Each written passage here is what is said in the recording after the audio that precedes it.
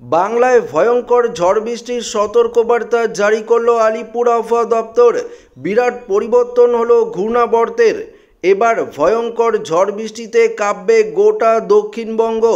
একটানা ভারী বৃষ্টিপাতের সতর্কবার্তাও জারি করলো আলিপুর আবহাওয়া দপ্তর। তো বন্ধুরা, এই মুহূর্তে আপনারা পরিষ্কার দেখতে পাচ্ছেন বঙ্গোপসাগরে একটি গভীর নিম্নচাপ ঘনীভূত হয়েছে। এই নিম্নচাপের প্রভাবেই ভারী বৃষ্টির সম্ভাবনা রয়েছে পশ্চিমবঙ্গের দক্ষিণের জেলায় জেলায়। শুধু পশ্চিমবঙ্গের দক্ষিণের জেলা নয়, উত্তরের দিকেও ভারী বৃষ্টিপাতের পূর্বাভাস রয়েছে। তবে ঠিক কোন কোন জেলাগুলিতে বৃষ্টিপাতের সম্ভাবনা রয়েছে, পশ্চিমবঙ্গের পাশাপাশি বাংলাদেশ, ত্রিপুরা, অসম থেকে শুরু করে মিজোরাম, মণিপুর থেকে শুরু করে কোথায় কোথায় বৃষ্টি বাড়বে, সমস্ত কিছু আপনাদেরকে এই ভিডিওটিতে একদম লাইভ আপডেটেই জানিয়ে দেব।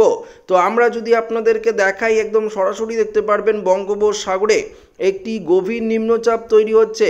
এই নিম্নচাপের প্রভাবেই আবহাওয়ার পরিবর্তন ঘটেছে। দেখতে পাচ্ছেন প্রচুর পরিমাণে কিন্তু ঘনীভূত হচ্ছে এই নিম্নচাপ। প্রায় অনেকটাই শক্তিশালী রূপ নিয়েছে।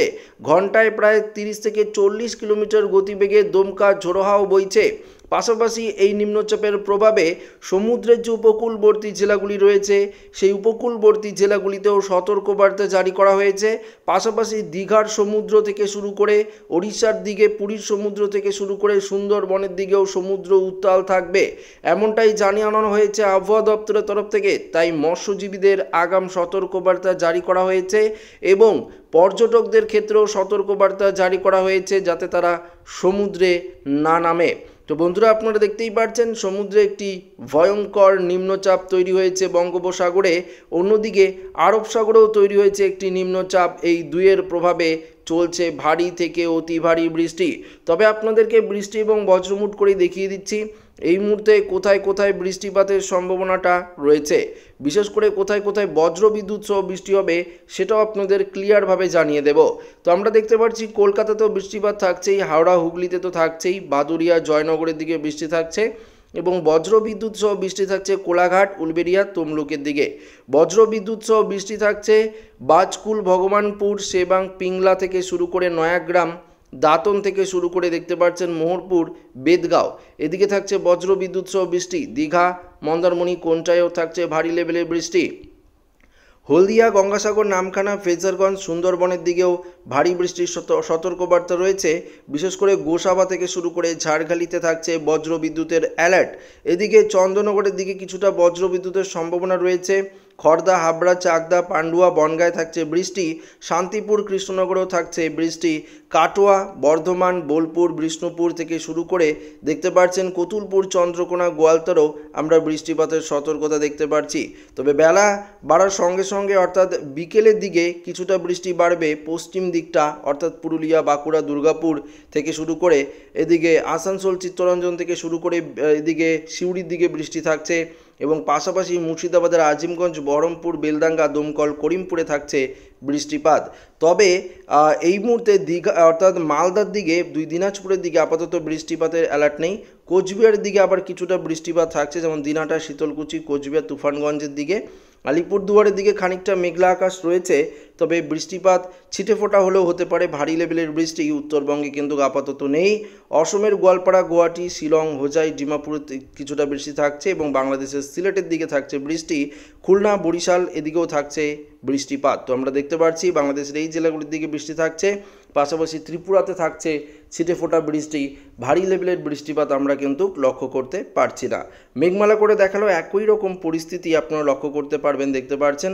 যেটা আপনাদেরকে বলছিলাম যে দক্ষিণবঙ্গে বৃষ্টিপাত কিন্তু এবার আসছে, এই বৃষ্টি একটানা হবে, অর্থাৎ একটানা বৃষ্টিপাতের অ্যালার্ট কিন্তু আবহাওয়া দপ্তরের তরফ থেকে আগেই কিন্তু জানানো হয়েছিল এবং আমরাও সরাসরি উপগ্রহ চিত্র থেকে শুরু করে মেঘমালা করেও সরাসরি আপনাদেরকে দেখাতে পাচ্ছি যে বৃষ্টিপাতের সম্ভাবনা কিন্তু বাড়ছে।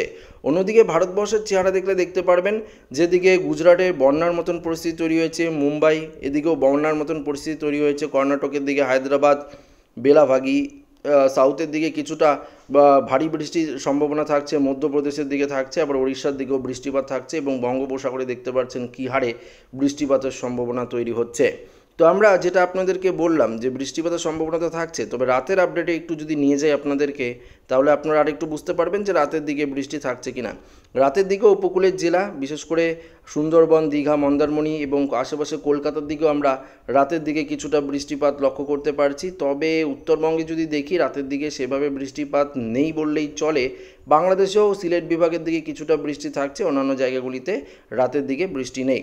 তবে আগামীকাল বৃষ্টি কিন্তু থাকছে, পরশু বৃষ্টি থাকছে, আপনাদেরকে জানাবো। তার আগে আসুন আবারও বৃষ্টি বজ্রমুডে গিয়ে আমরা বৃষ্টির পরিমাপে গিয়ে দেখিনি। পরবর্তী 24 ঘন্টায় আমরা দেখতে পাচ্ছি উপকূলের জেলাগুলিতে ভারী বৃষ্টি, কলকাতা থেকে শুরু করে আশেপাশে ভারী বৃষ্টির সম্ভাবনা থাকছে পরবর্তী 24 ঘন্টায়। পরের 3 দিনে আরও ভারী লেভেলের বৃষ্টি থাকছে দক্ষিণবঙ্গ জুড়ে। তবে বুঝতেই পারছেন যে এবার দক্ষিণবঙ্গবাসীদের জন্য এটি একটি বিশেষ গুরুত্বপূর্ণ আপডেট বা খুশির খবর বলতে পারেন, কেননা ভ্যাপসা গরম থেকে এবার কিন্তু কিছুটা রেহাই মিলবে দক্ষিণবঙ্গবাসীর, কেননা প্রতিদিন একটানা বৃষ্টিপাতের সম্ভাবনা কিন্তু রয়েছে। বঙ্গোপসাগরে নিম্নচাপের কারণেই বৃষ্টি তৈরি হয়েছে। তবে যেটাই হোক, যে অবশেষে স্বস্তির খবর যে গোটা দক্ষিণবঙ্গবাসী এবার কিছুটা দহন জ্বালা থেকে কিন্তু মুক্তি মিলবে। উত্তরবঙ্গে যে হারে বৃষ্টি চলছিল কিছুটা কমেছে, হালকা ছিটেফোঁটা কখন বৃষ্টি হচ্ছে। ভারী লেভেলের বৃষ্টি এই মুহূর্তে উত্তরবঙ্গে সেভাবে নেই, এভাবেই বৃষ্টি চলবে, হালকা ছিটেফোঁটা করে বৃষ্টি চলবে উত্তরবঙ্গে।